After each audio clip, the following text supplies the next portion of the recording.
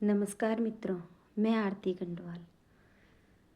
जब भी किसी की बिटिया को अपने घर की बहू बनाते हैं लोग, हमेशा यही शब्द रहते हैं कि हमें सिर्फ़ बेटी चाहिए, हमें अपने घर का वंश बढ़ाने के लिए आपकी बिटिया चाहिए, हम उसको बिटिया की तरह रखेंगे और वो जब चाहे मायके जाए, जब चाहे ससुराल आए और उसके दोनों घर होंगे और हमें कुछ भी नहीं चाहिए। और इसी तरह से आजकल लोग बेटियां जब मांगते हैं, लेकिन भूल जाते हैं वो कि हमने क्या शब्द कहे थे और हमें किस तरह से उस बिटिया का सम्मान करना चाहिए।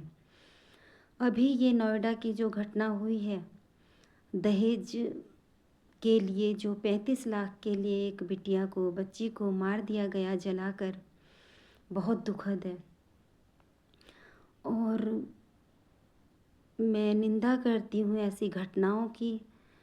अभी तो पुलिस छानबीन करेगी तो तभी पता चलेगा कि क्या है क्या नहीं है, लेकिन मैं ऐसी घटनाओं की निंदा करती हूँ जो इस तरह से बेटियों पर जुल्म करते हैं।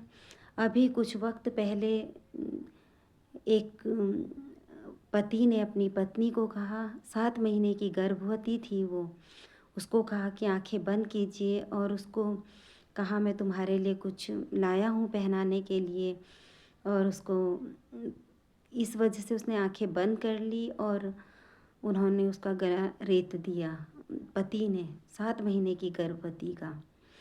अभी कुछ वक्त पहले एक बिटिया को इस तरह से फांसी लगाकर मार दिया गया था दहेज के लिए। तो मैं ये कहती हूँ कि कब बुझेगी ये दहेज की आग।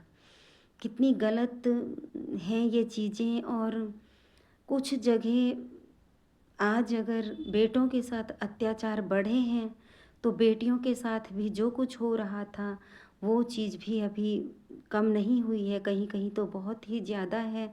मैं देखती हूँ लोग बाकायदा दहेज का जो वीडियो बनाकर भेजते हैं इस तरह से, और अपनी बहन को, बेटियों को दहेज दे रहे हैं, इस तरह की वीडियो भी निकल कर आती हैं कई जगह से। ज़्यादातर मुझे हरियाणा और राजस्थान, शायद इसी तरफ से मुझे दिखाई दी हैं। हरियाणा की तो देखी थी, और राजस्थान की शायद। और मैंने देखा था कि वो इस तरह से पैसे रखे हुए थे, उन्होंने पूरा अम, सजा करके, और वो कह रहे थे अपनी बहन को हम इतना दहेज दे रहे हैं, और पिता कह रहे थे हमारी बिटिया को हम इतना दहेज दे रहे हैं, इतना।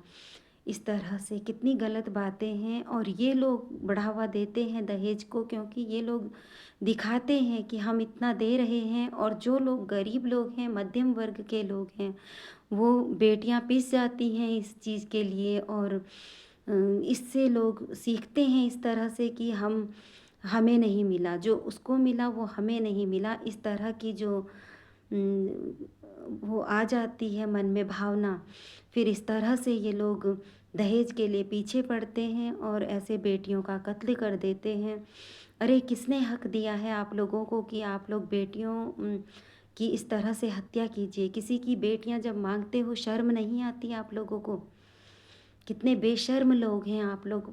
भिखारी तो बेचारा मजबूरी में मांगता है कि उसको 2 रोटी की भूख होती है, लेकिन आप लोगों से बड़ा भिखारी और घिनौना व्यक्ति कोई नहीं है जो दूसरों की बेटियों को प्रताड़ित करे सिर्फ लोभ लालच के लिए, दहेज के लिए। और मैं कभी इस चीज़ का समर्थन नहीं करती कि इस तरह से बेटियों की दहेज के लिए इस तरह से बेटियों पर अत्याचार किया जाए। और बहुत दुखद है ये सब। और मैं उन लोगों से बिल्कुल कहना चाहती हूँ जो लोग अपनी बहन बेटियों को दहेज देते हैं और बाकायदा वीडियो बना कर देते हैं और लोगों को दिखाते हैं वो वीडियो, मैं उनसे कहती हूँ कि कृपया ऐसा मत कीजिए। इसके लिए आप भी बहुत हद तक दोषी हैं कि बेटियां दहेज के लिए मार दी जाती हैं, जला दी जाती हैं, फांसी पर लटका दी जाती हैं। तो आप लोग भी इसके लिए बहुत बड़े गुनहगार हैं एक तरह से, क्योंकि आप लोग बढ़ावा दे रहे हैं इस चीज़ को। अरे आपका जो मन है आप दीजिए, अपनी बेटियों को, बहनों को जो मर्जी है दीजिए। पहले तो मैं इसके बिल्कुल खिलाफ़ हूँ कि दहेज नहीं देना चाहिए, लेकिन अगर आप लोगों को देना ही है तो वीडियो बनाकर इस तरह से पोस्ट मत कीजिए, क्योंकि जो गरीब घर की बेटियां हैं वो बहुत भुगतती हैं आपके इस दिखावे से, और इस तरह से उनके साथ होता है। तो मैं यही कहना चाहती हूँ, और दहेज के लोभियों से यही कहना चाहती हूँ कि पहले ही मुंह खोल कर बता दिया करो कि तुम्हें क्या भीख मांगनी है, कितनी भीख चाहिए, और उसके बाद किसी की बेटी का हाथ मांगा करो। वरना ऐसे घरों में कोई भी अपनी बेटियां देने को तैयार ही नहीं होगा। कुंवारे रखिए अपने बच्चों को आप। और इस तरह से बहुत दुखद है ये, निंदनीय है। मैं आरती कंडवाल, धन्यवाद, नमस्कार।